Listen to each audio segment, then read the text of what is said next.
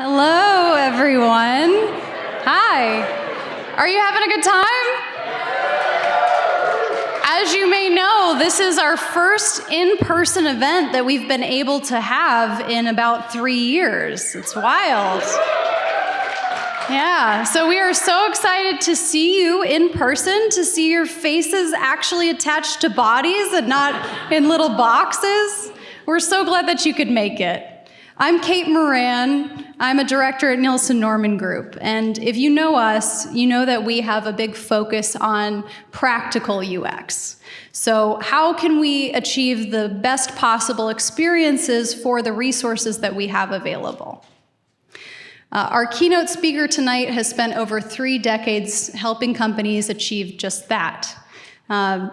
He's here tonight to talk to us about discount usability and its role in the past, present, and future of our field. So please join me in welcoming Dr. Jakob Nielsen.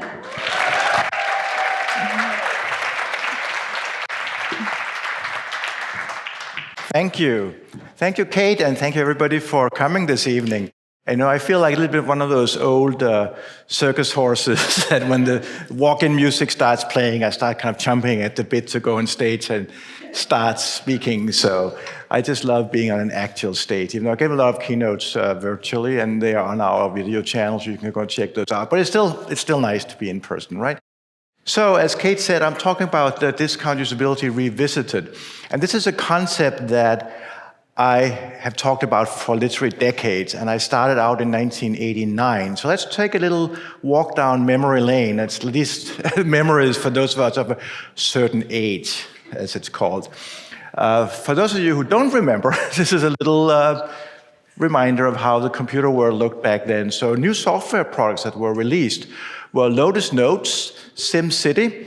Great software, but you look at how the user interfaces looked that year, they were very, what we would today call primitive. Same is true for the hardware. So the Motorola Microtach was released, and this was the first mobile phone small enough you could actually put it in a pocket because it could kind of fold up.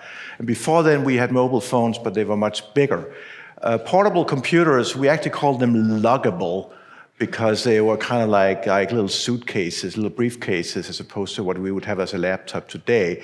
So the most kind of small device was, I think, the Game Boy, which also was released that year. So that's the state of the computer world. And at that time, that exact year, I gave a speech called Usability Engineering at a Discount. And I recommended 3 things, which were simplified user testing, so qualitative studies with around 5 users, simplified user interface prototypes, typically using paper prototypes, so like it's shown in this photograph here, except the photo is from a more new study we did because it's of a mobile website, which we did not have back then. But the idea is the same. The idea has been the same for decades, which you just can draw the user interface by hand on a piece of paper, or you can print it out on a piece of paper. And that's a much faster way of getting something you can test with real users. And also you can have a scaled back prototype that only has maybe supports one workflow or one flow through the UI. And that way, again, you can get your ideas out and get quick user feedback. So, and also heuristic evaluation, we can use these broad user interface principles to evaluate and judge user interfaces. So all of those 3 ideas were in the service of one thing, which is rapid iterative design, so that you can get some designs, make concrete, get user feedback, change them, and try again, and again, and again, and again, and do those iterations fast. So that was what I was recommending. But again, you have to kind of think back to that time. Back then, these were controversial suggestions. The state of the art, the norm for how to do. First of all, of course, most people did not do anything of sort of UX research, but of the people who did, it was big, solid studies, vast masses of users, very thorough protocols, very detailed analysis, elaborate prototypes, full-feature prototypes. So that was the approach, and then I came along and said, no, let's try to do something simple and fast, such that we can run a lot of iterations. So despite it being controversial, I was proposing this, and over the decades it has more and more uptake, but it was certainly at the time much debated. So as I said, the main reason to support iterative design. And I'll give you some example of iterative design, and I'm going to take not a computer example, but rather a movie example. So this is a film called The Man Who Knew Too Much that Alfred Hitchcock released in 1934. And the reason I say it's an example of iterative design is that Hitchcock actually made the same film a second time. Same title, same general plot. And so it was released again in 1956. And comparing these two stills from the movie, one thing that probably immediately jumps to you is that the old one was in black and white, the new one was in color. And that's an example of what we would call higher fidelity in iterative design, higher fidelity prototype. He also used probably some more high-paid actors. He went on location in Morocco to get a lot of sort of more lively backgrounds and intrigue and things like that. So that's again this kind of like the higher fidelity that you as you move through the iterations. Some other things he did, like the movie, one of the plot devices in this film is as a kidnapped child. So sorry for the spoiler here, but there's a kidnapped child, and in the first version, the child is a girl, and in the second version, it's a boy. And to be honest, this has no importance for the plot, because the kid is just kidnapped and out of the way. I think it's just a matter of like which child actor the studio had on contract that year is my guess. I don't actually know why they changed that little detail in the plot. But sometimes we do that in iterative design. We try out some new other thing and it doesn't end up making much difference. So no, those things happen. But again, same film made twice. And the main important difference between the two is actually that, Alfred Hitchcock was known as the master of suspense movies. And he had really honed his craft in the time between these two releases. And so the way it's filmed, the storytelling, is much more suspenseful. I mean, it's the same basic plot. Somebody observes some people plotting about something, and, then they kidnap his kid to prevent him from going to the police, and whatever. And that is the same story, but the way it's told is much more suspenseful. Like the way Hitchcock is showing like a gun coming out from behind the curtain slowly. It's very, very suspenseful. And it's somewhat suspenseful in the old version. The old version ends with like a shootout, which is, not... You've seen this a million times before, and the newer version has a much more interesting ending. So, much better done movie. So, actually, just advice to you, in case you only have time to watch one, watch the second, because the second is much better. Second release is much better. That's exactly what we want, what we get out of iterative design. We try again, and it's much better the next time around. However, what I actually really recommend to you is that watch both, and in the sequence they will release. So watch the old black and white first, and then watch the new color version, and then pay attention to how it's done. But virtually everything is better in the next new release, except for the movie poster, actually, where I kind of think the old one is cooler. But that was probably done by the studios, graphic designer, not by Hitchcock himself. So anyway, iterative design. Now, the one way in which this is not representative of what we are recommending is, of course, the speed, because there's 22 years between these two movie releases, and that's not exactly fast. And it's certainly not cheap to make films, right? So that's why. But generally speaking, fast and cheap and iteration and go through a lot of iterations, that's what we want to see. And the way to do that is to speed it up. So you go through version 1, 2, 3, 4, 5, 6, as many as you can. There's a little tweak on that called parallel design, where you try drastically alternative designs in the beginning at the same time, and then you kind of merge together the best ideas from those A, B, and C into version 2, and then you keep going into more and more iterations. But that's what we basically want to see. Now, what matters is the speed. So let's say that it takes us 1 month to do one iteration. Let's say we design a user interface, we make some kind of prototype or artifact that we can test, we run a usability study with real target audience, all the things we've been talking about at this conference. We analyze what happened, we make up our recommendations for how to change it, then we make a new design. If all that takes 1 month, and we have 2 months available in our development timeline, obviously, in that case, we can test 2 iterations, right? Very simple math. Now let's say that it only takes us 1 week to do all the stuff I talked about. Make a design, make a prototype, test with users, analyze the findings, recommend for the next design, and then change the design. If that takes 1 week, then in 1 month, now we can test 4 iterations, right? So if we compare these two project models, even though the second to the bottom one, we're spending twice as much time, but if they're slow iterations and we only get 2 iterations done in 2 months of work, whereas in fast iterations, we get 4 iterations done in half the time. I think in most cases that upper project model will generate the best user experience quality, because going through more iterations, even though each one is not studied as thoroughly and the prototype is not as elaborate, whatever, but we gain more insight, we gain more experimentation with more versions, and that's what's going to drive up our UX quality. So I would recommend this for the fast iteration. Was that driving point about the discount usability. But of course, if we have 2 months, there's no reason we need to move slow because of that, right? We can just do 8 iterations if we can do each iteration in 1 week. And that would be even better quality of our final design. So fast really is great. The reason for that is that the curves that show how much we get out of how much we do are drastically different from usability testing versus iterative design. So for user testing, that's the left-hand curve. For that, we have really strongly diminishing returns. This is why I usually recommend saying about 5 users, because the curve starts flattening out at that point. And it's certainly not the case that 5 users is the perfect usability study. If in this example we did 15 users, we would have learned more. The set of 10 extra users would gain us insights, no doubt about it. But we're not getting 3 times as much insight from 3 times as many users. That's the point. Because even though people are different and different people will do different things and will observe new things with every another person we take in, people are not 100% different. There's a lot of overlap in what people do. There's a lot of overlap in the type of usability issues we observe in our design every time we add 1 more user, and that's why we have that very diminishing returns curve. On the other hand, for iterative design, there's no diminishing returns. Every time we try another iteration, we up the design quality.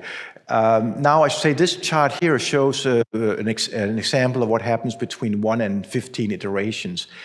I think if we had thousands of iterations, we probably would get diminishing returns, and we tried out all the ideas we could get, and we would not be able to improve that design even more by trying yet another tweak, because we would get to this point where there would just be really small improvements.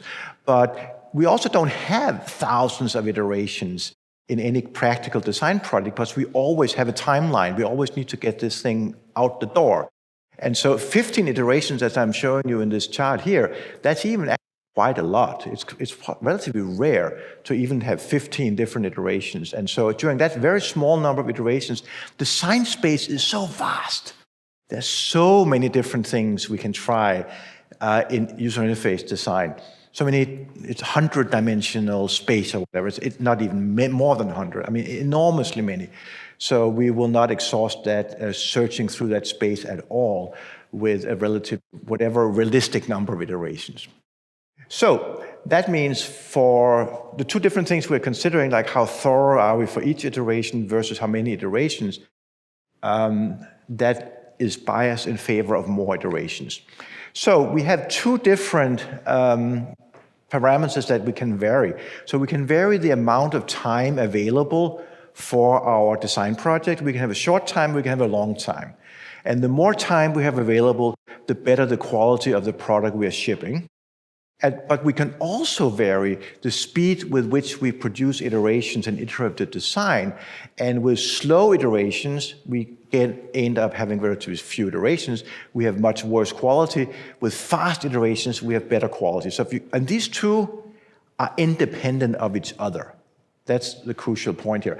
So if we are both able to have a lot of time available in our project, and we're fast, then we can do a very large number of iterations. Then we end up in that upper right-hand corner with great UI or great UX. And on the other hand, if we have very little time available and we are slow, then we don't get to try a lot and we get bad results. And so these 2 are independent. So I would certainly always argue for projects to have more time available. If you invest more, have more time, you're going to get a better product. But that's a rather difficult argument to make because we also have to get things out the door, and it's hard in general to just pour more and more resources into design projects. But on the other hand, the speed is not nearly as difficult an argument to make. I mean, you do have to make an argument against those people who think, oh, we need to do these very thorough, detailed studies. But it's an easier argument. So that's the argument that I am proposing today, and I was actually proposing back in 1989 with those discount methods, fast, cheap, let's get moving approach. Now, what I proposed back then is actually the same I propose today to achieve this effect of more iterations because you do faster work, simplified user testing, qualitative testing, small number of users per iteration, simplified prototypes, very, very, very primitive prototypes in the beginning, and then gradually higher fidelity, and also heuristic evaluation. So this approach, this kind of movement, is the same as always. Now, what some people may say is that we have had a change since back then in terms of the maturity of the UX field, in terms of how many companies do more thorough UX. This discount approach was maybe more suitable for a simple world where there were very small UX budget.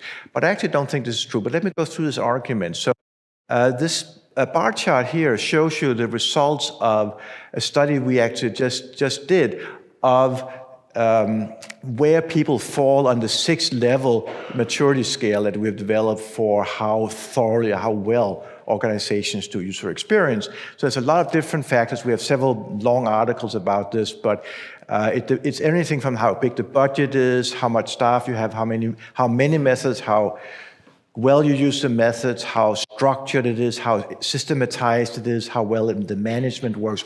Many different factors come together, and there's 6 different levels. And so we had more than 5,000 people go and tell us about how they do UX in their company, and then we classified that in one of those 6 levels. You can see here how it was. And 2/3, or 67%, 2/3 of organizations are on the bottom half of that maturity scale. However, I should say there was one weakness in this study, which is that it was based on self-reported data. And you notice that stage 1 in this maturity model is absent, which is to say no UX. So in a company that does not do UX, they do not value UX, they have no UX budget, they have no systematic UX methods, and so forth, all the answers are basically no. What is the likelihood that people in that company will bother going and participating in Niels Norman Group's study of UX maturity? Probability is low. So I don't think that it's true that the true state in the world is a very small bar for stage 1. I think it's going to look more like this, that bar number 1 is like shooting off the top of the slide. And so even though the actual data we got from these 5,000 respondents was 2/3 in the bottom half, I think that there's so many more level 1 in the world that it's more likely to be something like 4/5 or 80% or more that's in the bottom half, and about maybe at the best 20% of them that's in the upper half. So that's my assessment of, it can only be an estimate obviously, but my estimate of the real scenario. So let's go and look at, so the bottom half of UX maturity, that's, as I said, at least 80% probably of companies in the world. That's where these discount methods, the fast and cheap methods, play their original role, just the same as in 1989 where UX was just getting started, which is to say it's still getting started in all those companies. And so just getting anything done, if you're in stage 1, you have no UX and you've got to just do a little bit, the only way that can happen, if it's cheap, if it's fast, if it's simple and easy, doesn't require a huge, big setup. So introducing UX methods, even if you're at level 2, is still very, very limited. That's the definition of level 2. So still this point, do more. Well, you only do more if you keep to do more if you have almost no budget. The second role of the discount methods in this kind of bottom half is to advance UX maturity. You need to move up to the higher levels if you are here. But how do you move up? You do move up by doing more. And the way to do more, if you have almost no budget, is that each thing you do has to be cheap. Then you can do a little more. Then the management will see, yeah, okay, that actually seems to be working. Let's do a little more next time, and then you gradually move up the levels because you're able to actually do a little more, even with only a little management support. Now, let's say we are in the upper half, and I think it's only about 20% of companies that are there, but there certainly are now more companies in the upper half than there were back when I introduced these discount methods. So some people might say, well, if you have a budget, if you have structured UX processes, if you have a nice big budget, if you have upper management support, maybe you don't need simple, cheap methods. And I will say you still need them. And there's a variety of reasons. One is to actually broaden the scope of UX, because even if you have a big budget, you don't have an infinite budget. There are so many different things that are being designed that the complete package, all the thorough methods, everything we recommend, the full life cycle of UX methods, is only going to be applied to the most important top priority design projects. Smaller things are going to design a screen on the side to do something or other. If in the bad case, it gets no UX love at all. It's just going to be whatever the designer thought that Friday. So that's not a good approach, as we know. So having some cheap, simple, fast methods will mean that we can actually do a little bit of work on even these secondary design elements. And secondary design elements, there tend to be a lot of them, and they sum up to impact the total user experience. So having good quality, even of what's not the most important, but only the number 2 importance, still really contributes to overall quality, so it's well worth doing. Also, no matter how big your budget, how thorough your process is, still one of the main drivers of quality in design is sheer number of iterations. How many design ideas can you try out with users, get feedback on, and improve? So accelerating these iterations is still worth doing, even at the higher levels, even with the bigger budgets, even with the thorough methods you will use, but then you'll also do, let me just get some things moving fast. And then finally, unless you're at level 6, and if you remember back to my bar chart, almost nobody is at the highest level of the truly, fully user-driven corporation. So unless you're at level 6, there's another level. So you need to move up still. Even though if you're already doing good, you can do better. And the way to move up this UX maturity scale is to convince upper management that either already investing a good amount, but it's worth investing even more in UX. How do you convince them of that? High return on investment, good cost-benefit analysis. One of the main ways of getting a favorable cost-benefit analysis is to have lower costs. So again, the fast, the cheap methods have their role there to supplement the more expensive, thorough methods, so that the overall cost structure is still under control. So wherever you are, despite these, this broader understanding of UX maturity than we had back in 1989, there's still a strong role, I think, for discount methods. So another thing I wanted to discuss is the distribution of experience among the professionals working in the field. And so I have a simplified curve here that shows you how many people or what percentage of people working in a discipline have different numbers of years of experience. And I have this simplified model that says, well, we're looking at a 40-year career. And so if we have a stable field, that could be, for example, something like accounting, something that was around 40 years ago, it was respected 40 years ago. A lot of people entered the accounting profession 40 years ago. About the same number entered accounting profession 20 years ago, and the same number of people entering last year as well. Well, in that case, we have about the same number of people with 1, 2, 3, 20, 30, 35, 40 years experience. It's this flat curve. So we have about equally many people with a lot of experience and with some experience and with a little experience. On the other hand, if we have a declining field, that could be maybe something like gilding the wood carvings in a chateau or something like that. So maybe there was a lot of people entering learning that trade 40 years ago, 20 years ago, not nearly as many, and these days almost no new young person wants to go and learn how to do that. So if that's the case, you have a curve that looks like this, with a lot of very experienced people, which is nice until they retire, and when we start getting into trouble, and we have very few new people. And then, of course, the last option, this is UX, is we have a growing field.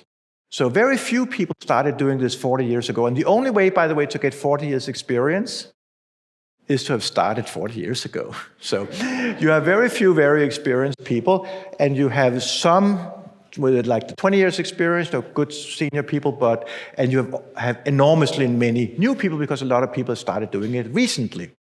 And this is kind of my conceptual curve, but if we look at the empirical curve of estimated actual number of UX people with different years of experience, it looks more like this. And so 40 years experience would be people like me. And I can remember there were almost nobody starting doing UX the same year I did. And so the curve is very, very flat out there between 30 and 40 years experience, because back then, virtually nobody started doing this. On the other hand, around the time of the dot-com bubble 20 years ago, the field actually started taking off, and there was an inflow of people. And so the people who started 20 years ago when dot-com was new, right? Those are people who now have 20 years experience, now the senior people. And then we've seen enormous growth since then as the web and mobile and all these things have become common.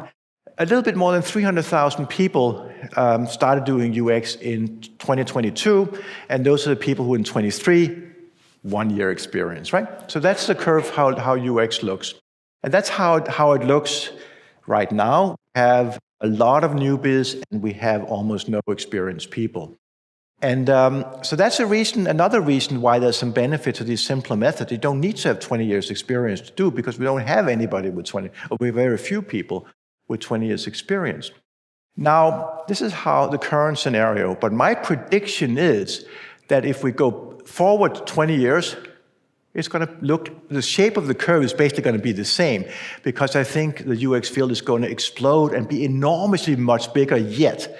So all the people who started this year and they're going to have 20 years experience, they're going to be overshadowed completely by the people who are going to start doing UX in 10 years from now, 15 years from now, 20 years from now. We're going to have like more than 5 million people entering the field in 1 year, by then. So the shape of the curve is, the numbers, the absolute numbers will be much bigger, but the shape of the curve is the same. And that again means that UX in 20 years is going to be dominated by newbies. Here I've done a simplified view, done it by decades of experience and the prediction of how that's going to be at 3 different points of time. So the first decade of experience is from 1 to 10 years experience. The second decade of experience is from 11 to 20 years experience, and so forth. And so the first decade of experience is basically the learning decade, where people are learning how to do it.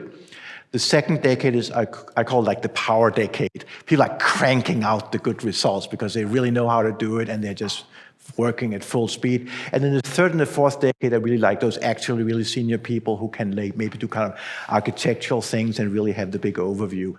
Actually, it does look like the third decade, which is that is going to be some very senior people. That is kind of has some nice growth to it, and we'll have a little bit of a drop off in percentage of people who are in the learning decade. But the big picture is the same. The learning decade is dominating the field of user experience now, and it will in the future as well. And it's great that we're growing so much. I mean, it's much better than being a stagnant field, declining field, anything like that. But it does mean that we are dominated by newbies, by people who are still learning how to do it. And that's one more reason that it's important to have things that you don't need 20 years experience to do, because we're not going to have very many people like that. And here's the absolute numbers. So you can certainly see that the prediction is that we're going to get huge. I want to end by taking a little bit broader view of how we combine user experience with companies. And this relates to this concept of the survival of the fittest that you've probably heard of, that Darwin came up with, survival of the fittest.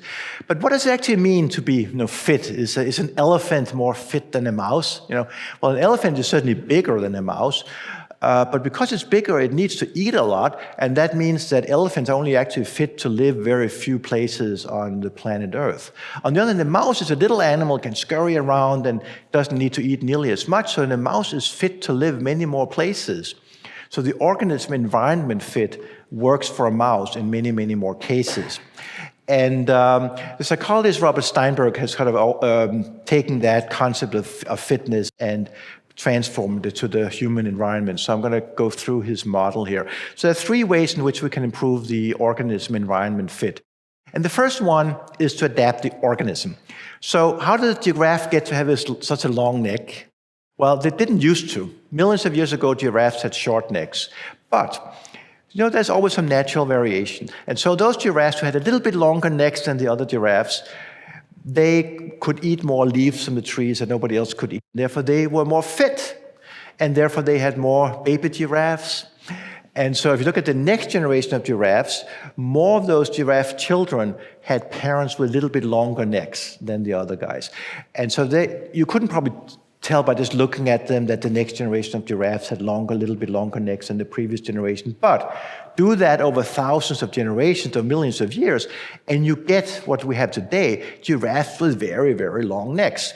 So we adapt the organism to fit an environment where there are trees, and if you can have a very long neck, you can eat a lot that the other animals cannot get at.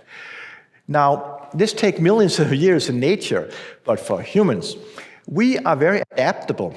And so we can adapt the way we do things much faster. In fact, maybe like in a month or so, we can change how we run projects.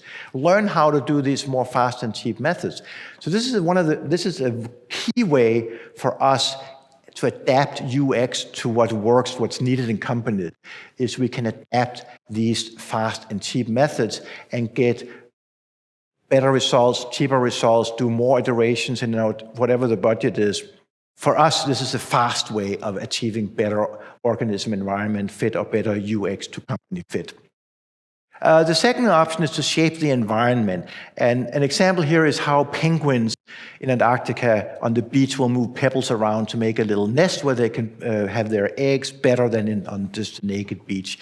I saw this when I actually was in Antarctica a few years ago, and those penguins are just so cute. I can strongly recommend if you ever get a chance to go to Antarctica, the best vacations I've had. And then though the nature is it's really worth doing. But anyway, the point is that the penguins can, in a very short time, like a few weeks, they can build these nests by just moving pebbles around. So that's fast for the animals. Unfortunately for us, this is slow because big bureaucratic companies and organizations are slow to change. This can take, or will take, decades. So for us, this is actually the secondary option. The fast option is adapt UX methods. The slow option is shape the organization.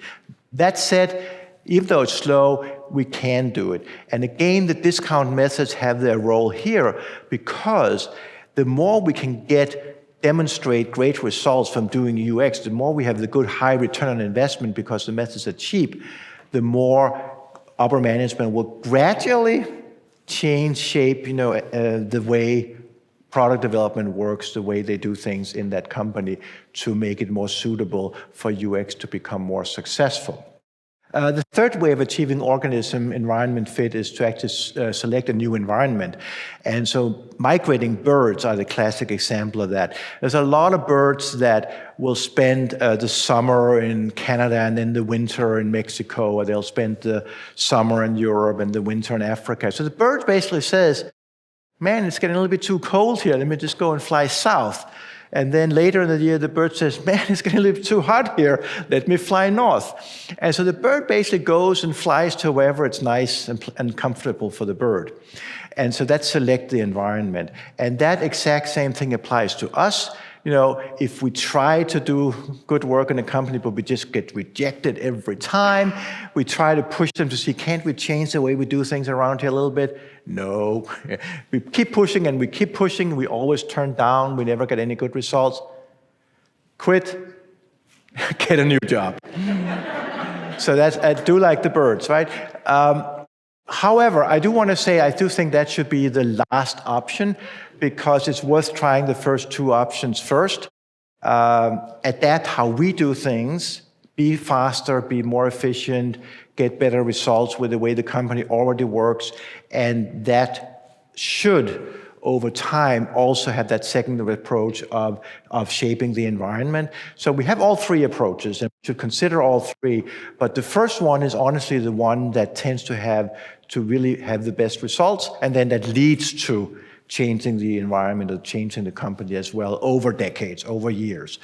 But again, the discount methods have a very, very strong role. And so this is why, more than 30 years later, I still say those approaches are the way to go, because we adapt how we do things to have better results in companies. That then causes the companies to shape themselves into something that results in better design. And cheap and fast, that's the way to go. And then we will actually really result in much greater design over time. So still my recommendation, 1989, today, same recommendation. Thank you very much.